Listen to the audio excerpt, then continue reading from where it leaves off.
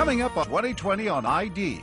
911. I think I need an ambulance. A beloved son crushed to death. The truck fell on my stepson. Oh, my God. But years earlier, another mysterious death. Was it a family curse, or was there a cold-blooded killer at the dinner table? To think that you can drop a 5,000-pound vehicle on your child and watch him die? A new wife goes undercover to learn the truth. I asked you if you pushed the truck. Family ties. Plus, he checked in, but he never checked out, except in a body bag. It was pristine. It was his business stuff, the stuff with his wife. That was it. Detectives are stumped until this PI takes the case. When somebody mentions something about a gun, that's the part they'll remember. The mystery of room 348. I know what you did. Welcome to 2020 on ID. I'm John Quinones. Sometimes we get that feeling in our gut that things aren't quite what they appear to be. But uncovering the truth can take months, even years. Coming up, 3 stories of crimes that almost went unsolved, if not for the sheer determination of some unlikely sleuths. First, a family plagued by a series of tragedies. It seemed like a streak of bad luck. But as David Muir first reported in 2013, a son's death would galvanize long-simmering suspicions and lead to accusations of murder. It was an old November in upstate New York, those autumn leaves vanishing in the wind, and a young father about to suddenly vanish too. It wasn't unusual to find 23-year-old Levi Carlson tinkering away in the garage under a pickup truck. He was very good working on cars. He was very mechanical. And on one of those crisp fall days back in November of 2008, that's exactly where his father Carl and stepmother Cindy found their beloved son. Only this time Levi wasn't working under the truck. He was trapped under it, and this was their desperate plea for help. 911. I think I need an ambulance. And what's going on? The truck fell on my stepson. The truck fell on your stepson? And we just got home, and I don't think he's alive. Levi stood little chance against the 3 tons of metal. That pickup truck that had been propped up had come crashing down. Yeah, Carl, they want to start CPR. Do you know CPR? His chest is crushed. His chest is crushed? Oh my God. I don't know how long he's been in there. We've been gone since noon. Okay. Oh my God. You can hear the cries on the 911 tape. An unthinkable tragedy for 2 parents who just found their son. Police responding to the scene. Seneca County Sheriff Lieutenant John Clear. It was right inside this barn here? Yes. At first, it didn't appear to be anything out of the ordinary. No, it appeared to be an accident. Horrible accident. Yeah, very tragic. The parents were upset. Oh yeah, absolutely out of their minds. So many twists and turns long after that 911 call, years after that horrific accident first hit the local paper in Seneca County. The gateway to the sparkling Finger Lakes of upstate New York. In fact, down this rambling country from the Carlson home is Seneca Falls, long thought to be the setting that inspired the 1946 American classic, It's a Wonderful Life. Hello, Bedford Falls! But piece by piece, it would soon become clear that this had not been a wonderful life for that young man found in the garage. 4 years after what seemed to be an accident, a bombshell call to police. A call on the tip line from a member of Levi's own family, telling that investigator, follow the insurance money. So you were the one who answered the call? Yes. And this investigator was on his way back to that family farm. Do you remember the call to this day? Oh yeah. The lieutenant telling us the clues were immediate. Red flag number 1. They discover a brand new insurance policy for Levi taken out just 17 days before he died. There was this large insurance policy that was collected on over $700,000 that was taken out only 17 days before the death. For the young man in the garage. Is that typical that someone that young would have an insurance policy? It seems unusual that a young man in early 20s would have that large. And then red flag number 2. But who was the beneficiary? His father, Carl. Why would you name your father the beneficiary when you have your own children? I think we were asking that same question, David. And they were soon asking something else. Just listen to red flag number 3. You discovered a note written by Levi? Yes. That Levi had left. Saying what? His father was going to sole executor his estate and control, basically disperse the money to his kids, and that he did not want to be resuscitated. When was the letter notarized? The day of death. The very same morning. And while investigators now believed the evidence was damning, Carl Carlson planned his own son's death, the whole town tried to wrap their heads around the sinister plot. A plot Levi's sister suspected from the very start. My father is a sociopath. The only one that matters to him is him. Well, we were just pawns in his game. Aaron's brother's death, she insists, was cold-blooded murder. He didn't die instantaneously. He had time to sit there and understand what was happening to him. And that the killer, she long suspected, inside their own home, their father. For years, Aaron says they grew up in fear of their father. And unlike his sisters, Levi stayed in that small town where they were raised. He had 2 young daughters of his own. But he was still under the thumb of a father who Aaron says he was desperate to please. He was basically an indentured servant to my parents, and they were, I don't know, they were controlling everything. He wanted more than anything to just have a close relationship with our father. He was really striving for that. But she is convinced that as her brother tried to build that relationship, her father was crafting something else, the plan to kill his son.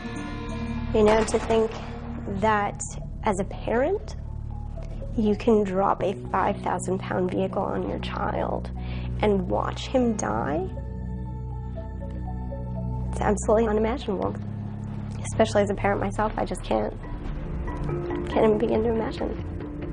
We head to the local scrapyard where Levi's pickup truck was skinned after that accident. The truck destroyed long ago. No one knows exactly how that pickup was jacked up, but Joshua Trout, who knows the family, also knows the weight of one of those trucks. I mean, would you go on pickup truck? I would never go under a truck. I don't like going under trucks when there's all 4 tires on the ground. Investigators do believe there was a railroad jack that day holding the pickup truck up, but they're unsure if there was anything else. What they do know is that truck came crashing down.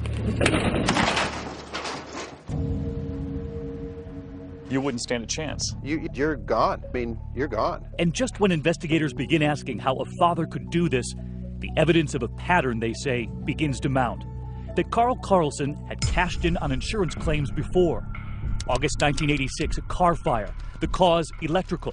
The insurance payout, $10,000. November 2002, a barn fire that killed 3 prized horses.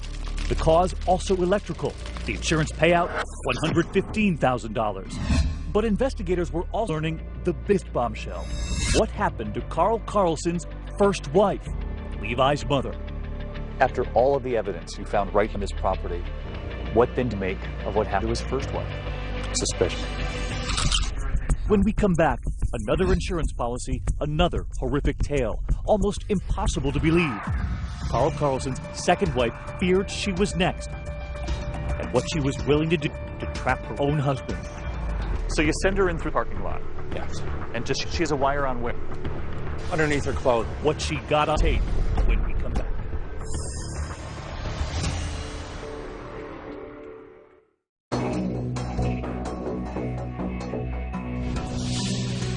When Lieutenant John Clear reopened the investigation into Levi Carlson's death underneath that pickup truck, finding what he says is evidence his father was out for the insurance money, he never expected the dramatic turn the case was about to take all the way across the country in a small mining town in the Sierra foothills of California. While you were investigating everything that happened here, you discovered the story of his ex-wife. Yes. Could you believe it? It certainly raised a lot of concerns. The stunning discovery: Levi's mother, Christina, Carl Carlson's first wife, had died in a 1991 house fire. And who just happened to be the beneficiary of a $200,000 life insurance policy? Her husband, Carl. She'd been a vibrant, doting mother. You can see her here in home videos, holding one of her 3 young children, Aaron, Levi, and Katie. She literally did everything for me. She was just an amazing woman. But Aaron claims her mother was trapped in that marriage. My father had a very horrible temper, and it didn't take an awful lot to set him off. And my mother would take the brunt of it. She would not allow him to take it out on us. The sister of that first wife remembers asking her the same question over and over. I kept asking her, why aren't you leaving him? Why aren't you leaving him? And I almost had her convinced to leave. We were this close when the fire came through. It was New Year's Day, 1991. The children were napping. Christina was in the bathroom when their home suddenly lit up into a kerosene-fueled inferno. I remember waking up and going to my bedroom door. I saw the flames. So I woke my sister up. My father, bust through the window and, got us out. Never once did he look panicked or frantic or frazzled, not even confused. He was just very calm and let's go. In the fire report, Carl Carlson told investigators that just 3 days before that fire, he'd repaired a broken window in the bathroom by boarding it up with a piece of wood and 17 nails. That window would have been his wife Christina's only way out. And then just a week after the fire, Carl hit the road, leaving California with his 3 young children, returning to upstate New York to be near his family. We all raised our concerns that we thought the fire looked very suspicious. That was 18 years ago. Now 2 deaths, mother and son, each with a big payout for Carl Carlson. Was he a man cursed with family tragedies? Or was he murdering his own family members for money? A lot of people have said when this guy needed money, a family member would die. There's definitely a pattern there. Authorities in California begin to reinvestigate, reopening the case of Carl Carlson's first wife. And who was about to help take him down? Carl Carlson's second wife, Cindy. You're about to see her play a critical role in the arrest of her own husband. You find all these red flags and you decide we're going to call the wife, Cindy. And what does she say? The first thing said was, "Thank God you called." She said, "Thank God." Yes. Investigators say Cindy Carlson feared she could be next and had moved out of their home. She was afraid. Yep. She being a pattern. Was she convinced there was a killer in her own home? I think that she suspected it. She believed that there was an insurance policy on her. On her too? Yeah. When you asked her to help you out, she says? She agreed. It was called Operation Abigail's, and it all went down at this local restaurant, known more for its chicken wings than undercover stings, and 2020 was taken right through it. So they walk in as a...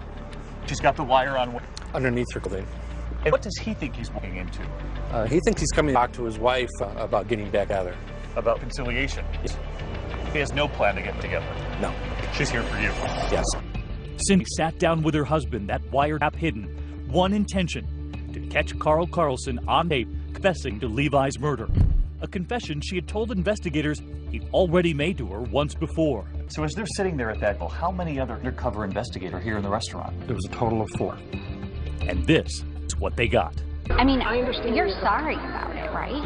Every minute. Okay, Carl, and I asked you if you pushed the truck, and you said yes. No, I didn't push the truck. I said I had nothing to do, but I said I took advantage of the situation once it happened. And that is exactly what I said. Carl, you told me that you didn't set it up that way, but when you were in there, you saw the opportunity. No, after it had happened, then I panicked and saw the opportunity to where, like what you wrote. That's exactly what I said. One of the most significant remarks was that he took advantage of opportunity. Opportunity. Very strange word for a father to use about a son's death. I would find it very unusual that a parent would refer to the death of their child an opportunity. Carl Carlson agrees to meet his wife again, but Cindy and that team of investigators have other plans. So you're all set? I'm all set, okay. So he thinks he's coming to meet her again? Yeah. But you're waiting for him to time? Yes. And you haul him in first in? Yes. How many hours? About 9.5. Almost 4 years to the day after Levi Carlson was crushed to death, Carl Carlson now sitting inside this interrogation room across from investigators. What killed him? The truck. How'd the truck kill him? It landed on him. And I had nothing to do with the truck landing on him. Nothing. Absolutely nothing. You haul him in, and you begin asking questions. How many different stories do you have? 3. Version 1, Carlson says he and his wife come home from a funeral and a dinner afterward to find Levi dead under the truck. But soon, version 2, he was now saying that he and his wife were preparing to leave for that funeral when he discovered his son in the garage, pinned under the truck. The truck had fallen over. And I found him dead.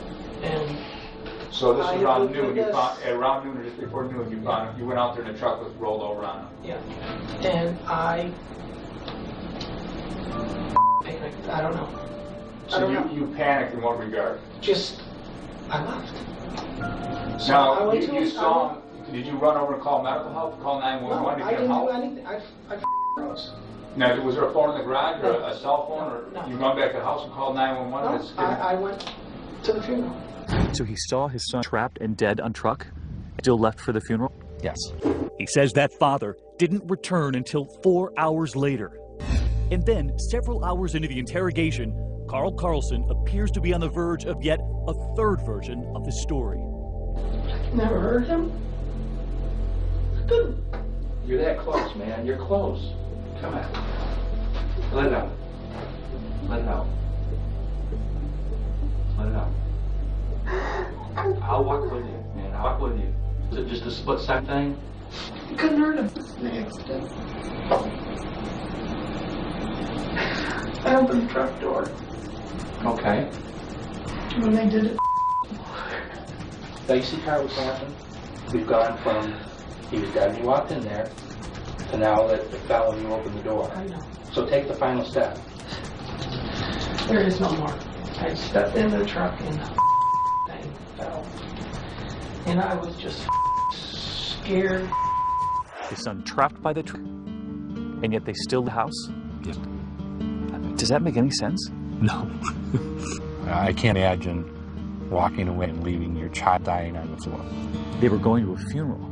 Yes. And yet many would argue he had just created one right here in his own garage. It's fair to say that. But Carl Carlson continued to insist he's innocent, opening up to the Syracuse Post-Standard about his son from inside the county jail. Well, Levi, I mean, when he was younger, we had problems with him. School was hard for him. Losing his first mother was really traumatic, would be for anybody. He talks about Levi as a young father, that he took his son back in after Levi's divorce. He became responsible, he had manners, he grew up, and he realized that Mom and Dad weren't out to make his life miserable. He got life back into him. Carlson, now charged with murder in the second degree, entered the Seneca County Courthouse to enter his plea. And in a shocking moment of truth, he pleads guilty to killing his son Levi. Judge Dennis Bender sentencing Carlson to 15 years to life. Levi's sister Erin and her aunt Colette say they're relieved, but still hopeful investigators in California will charge Carl Carlson in the death of his first wife, too. I believe Carl killed my sister and he killed my nephew, and it's all linked to money. I want to hear those words come out his mouth. I want him to look me in my eye and tell me exactly what he did. And then I want him to go away for the rest of forever. In 2014, 23 years after the death of his first wife, Christina, the state of California charged Carl Carlson with her murder. Meanwhile, as of 2015, Carlson is appealing his conviction in New York State. He and Cindy are now divorced. When we return, a suspicious death in a hotel room. It was pristine. It was his business stuff. It was stuff with his wife, family. That was it. It wasn't from natural causes, and it wasn't suicide. No one else was even in the room. So how did he die? I think I know when it happened. I think I know who killed him. And I think I know how we're going to catch him. Stay with us.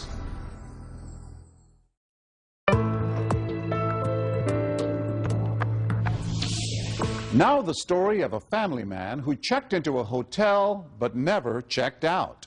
As David Muir first reported in 2013, the mystery of how he died might never have been solved except for a determined widow and the private eye who saw what others missed.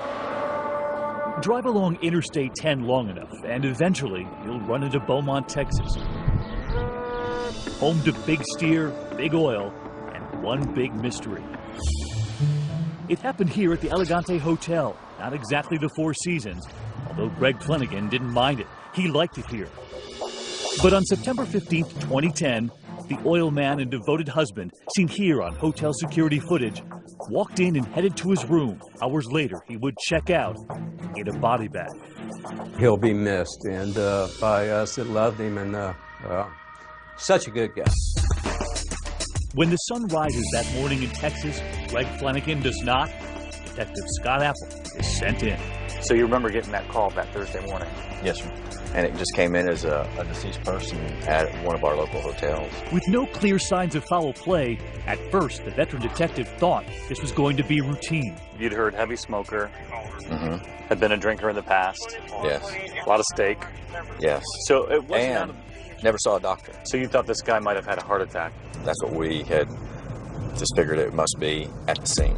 Detective Apple heads to room 348, and inside that door, 55-year-old man face down on the carpet. You open the door, right, and you see Greg Flanagan on the floor. Right there. Yes, sir. In fact, there's nothing to suggest this is a crime scene at all. Flanagan's cash is still in the room, candy and cigarettes on the bed, a soda on the table.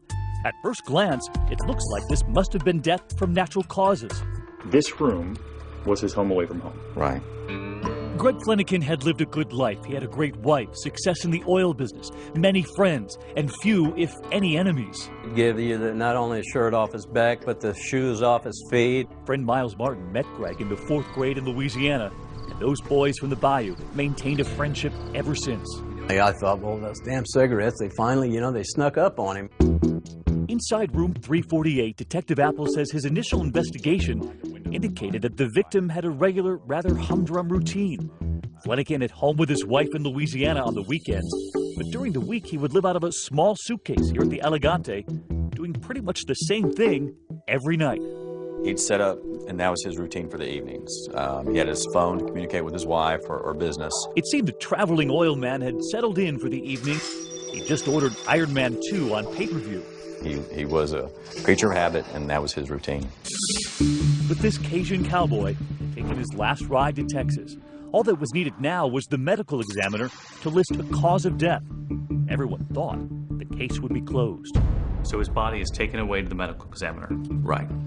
And pending if he can just essentially confirm that it was a heart attack. Dr. Tommy Brown, a fast-talking Texan, was the medical examiner here.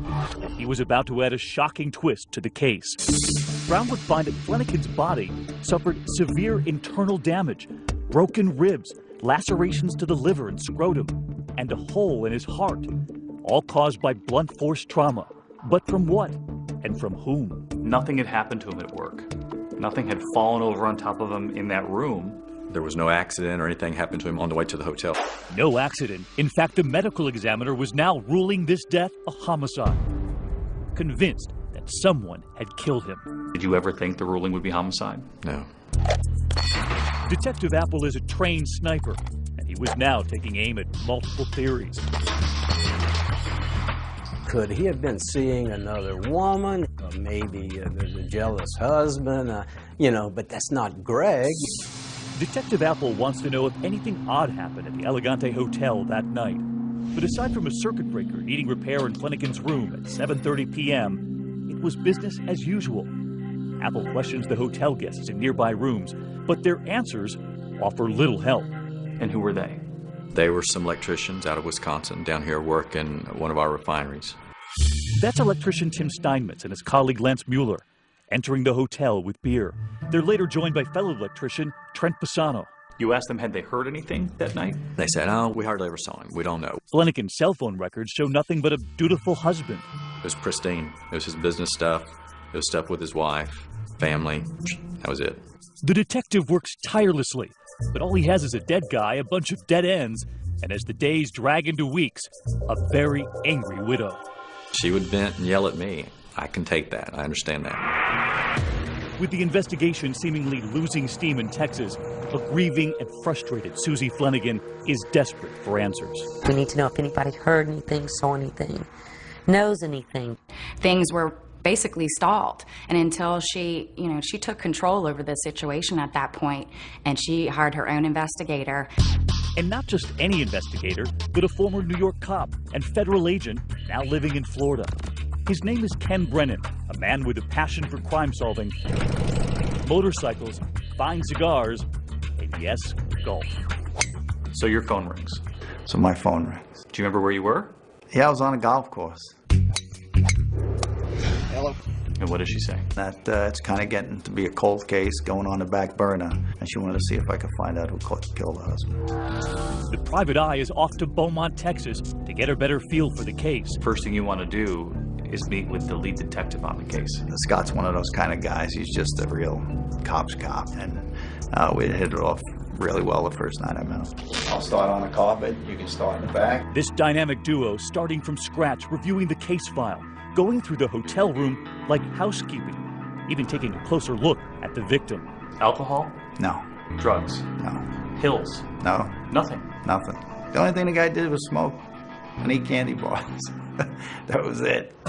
With more than $1,000 in cash still left in that hotel room, they rule out robbery. So instead, the investigators are now examining the security camera video, the broken circuit, some photographs, but none of them really feel like clues. There's simply no compelling theory. That is until Ken Brennan has a classic aha moment and then shared it with his partner, that detective, stumped.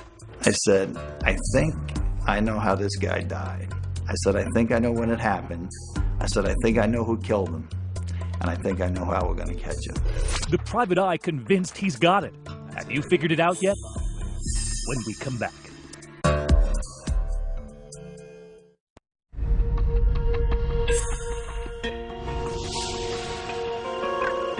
Every hotel has its rules. Here at the Elegante, they're actually written in stone.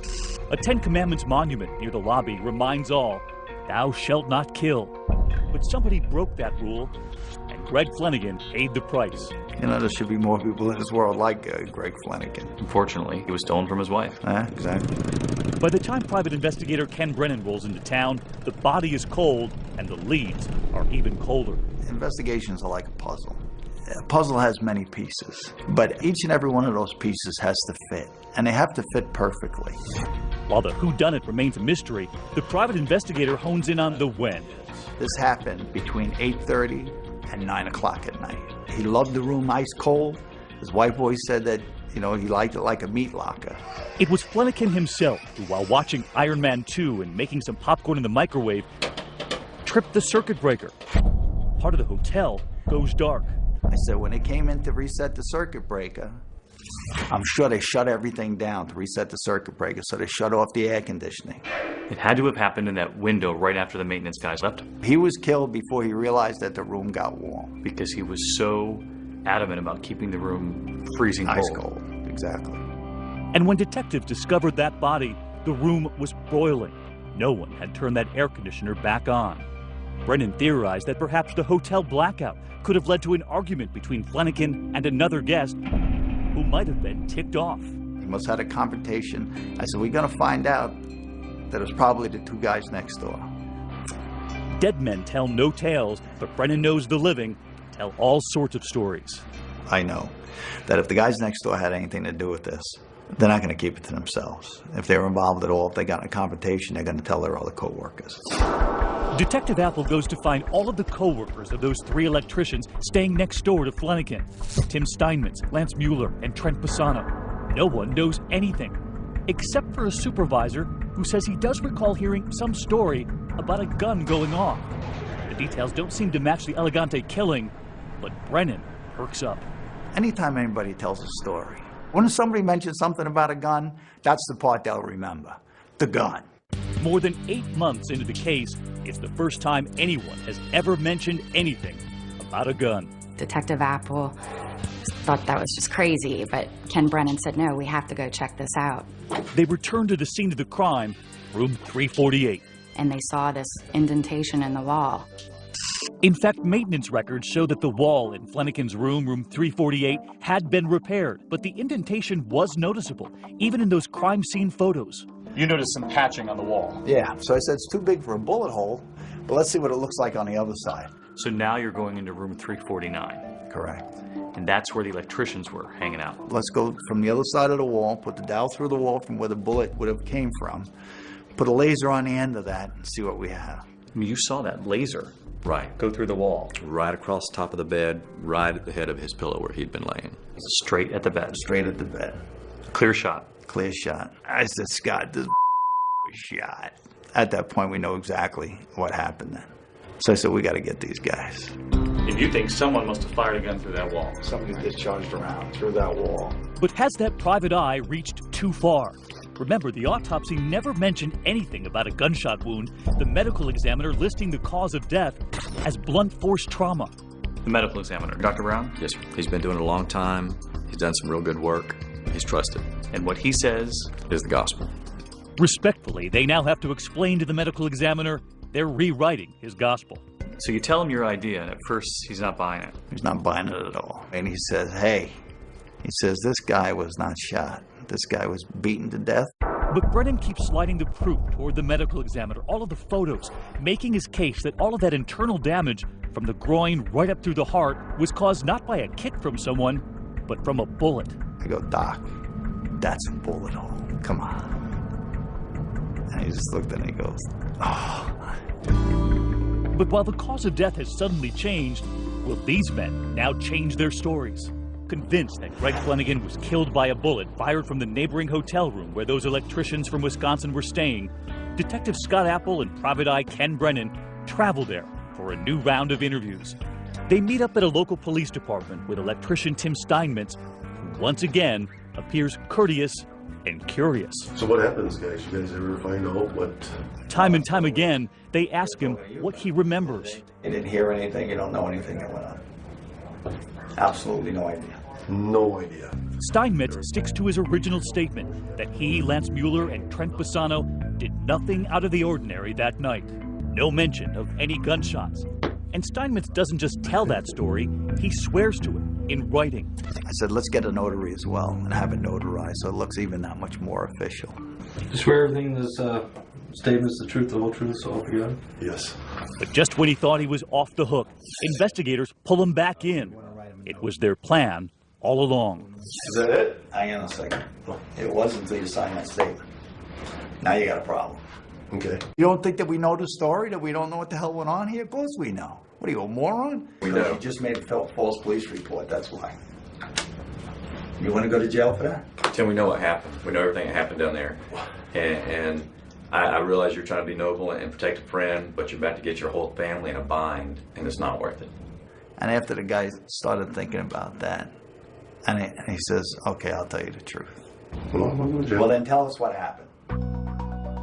Steinmetz begins to reveal the pieces of the puzzle, explaining how the evening was fueled by alcohol.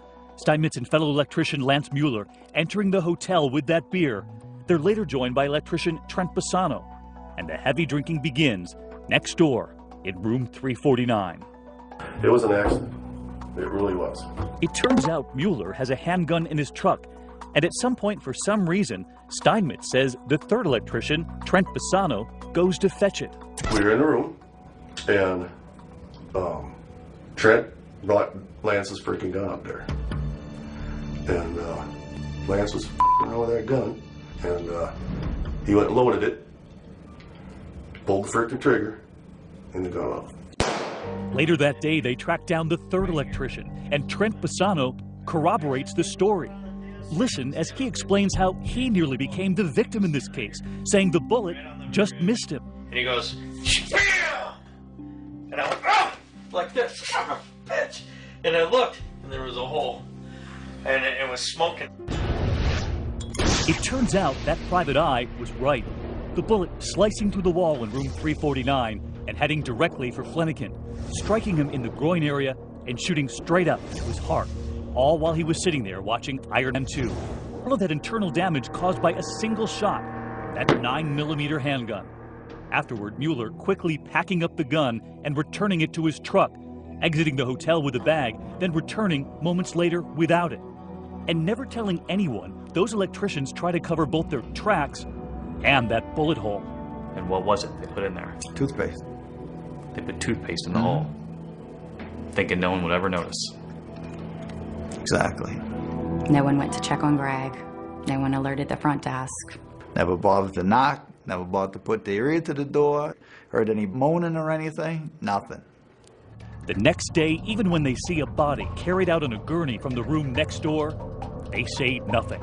This is not an accident, you know? This is a murder. Pulled that freaking trigger. I sat right there and watched him do it. The only man missing at Confession Central was the shooter himself. Watch as Apple and Brennan have Steinmetz call the gunman. Steinmetz urges Mueller to turn himself in. I said, they probably are going to come and get your ass. I don't know. But now that they know the truth and everything, you should probably try to make some kind of effort, you know. Listen in as Mueller realizes they've figured it out. He pleads no contest to a charge of manslaughter, a judge sentencing him to 10 years in prison. The others are not charged. I don't think he did the right thing. I don't think anybody did the right thing. Inside that courthouse, Susie Flanagan watching on, saying it all could have been avoided had they simply checked on her husband that night. Had he simply come forward, this would have been a completely different, quote, accident. She was disgusted with their behavior. She felt like they basically disregarded him as a human being. Susie did not want to go on camera trying to preserve that quiet life she and her husband once shared. But she did tell us of that private eye she hired. I would trust him with my life. What did Susie say to you? You know, she was determined that, you know, that there would be justice, that she would find out who killed the husband. And she was successfully able to do that. Next, the charming English boyfriend. Was he too good to be true? He was an international businessman, you see. With me, he was an international speed climber. A liar caught red-handed, and a group of women hell-bent on revenge. He needs to be stopped. Stay with us.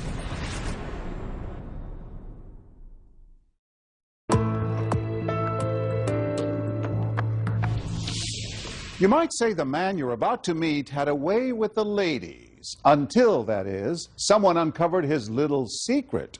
And as Nick Watt first reported in 2012, they took payback to a whole new level. Hello. This is the moment caught on camera when a love rat and con man named Simon Reed met his match, confronted by 4 audacious women, 4 of the who knows how many ladies he's lied to, cheated on, taken for a ride. A friend called Paul filmed the face-off and provided a bit of muscle in case things got ugly. I think you've got something explaining to do. I certainly have. Well, go on then, get on with it. He does, but first, let us explain what led to this extraordinary showdown in a living room in England.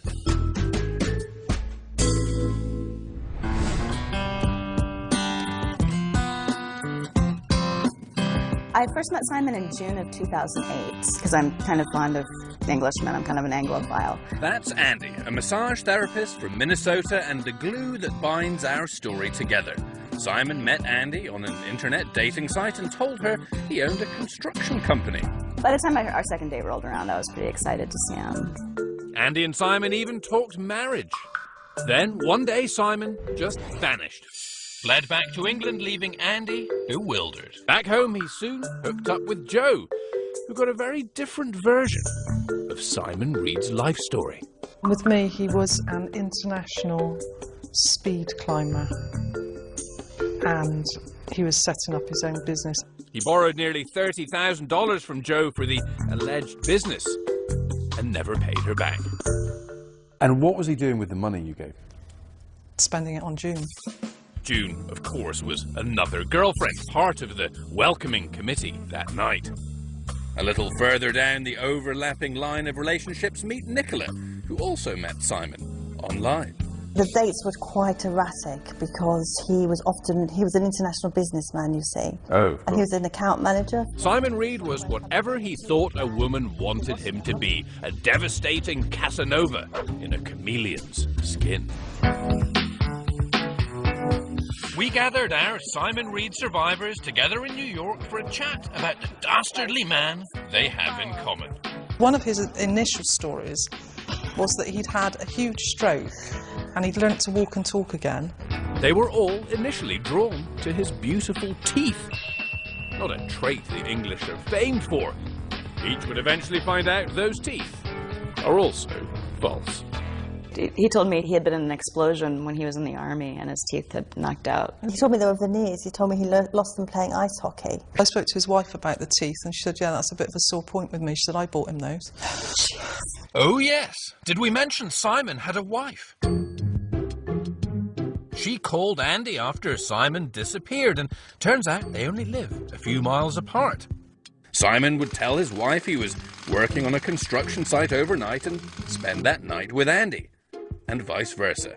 Andy had heard enough. I decided to take matters into my own laptop. Andy wrote a searing posting about Simon on her blog. According to his wife, I ain't the first, she wrote. I am but one in a long parade of girlfriends he's had since they married 7 years ago. Joe and Nicola stumbled upon the blog while Googling Simon, trying to find out just how deep his lies went. And I nearly fell on the floor. So why did he do this? Joe discovered the truth when she saw a recurring number on his phone bill and dialed. It was Simon's dad's house. Simon had, of course, told Joe that his dad was dead. He said he's a pathological liar. Simon's own father said that? Yeah. I suppose I've been like this for years. The lying is just it's much easier than whatever the truth is for me. He needs to be stopped, and we all agreed. They decided to confront Simon, the love rat, with the help of Laura, Simon's latest paramour. So, 48 hours after Laura thought Simon was her soulmate that they would marry, she's staging a sting in her living room, inviting him round supposedly for a quiet night in. I'm sorry to everybody, I just... For somebody so eloquent with that you comes up with, you've got very little to say, haven't you? This confrontation, I mean, he sounds like he kind of just rolled over. He had to. We locked all the doors. But he never asked to leave. I defrauded you out of this money. I mean, are the police coming? Oh yes. Simon Reed was sentenced to 30 months in jail for fraud for that money he borrowed from Joe under, of course, false pretenses. But this story may not be over. I don't really know what the truth is for me anymore. And I know it's wrong when I'm doing it. I just don't seem to stop myself. Do you think he'll do this again? Definitely. Yes. run for the hills. Cheers. Cheers. To Simon. To Simon Reed. As of 2015, Andy reports that she and the other women remain in touch. And she finally found that Englishman she always wanted. They are now married. I'm John Quinones. Please join us next time for another edition of 2020 on ID.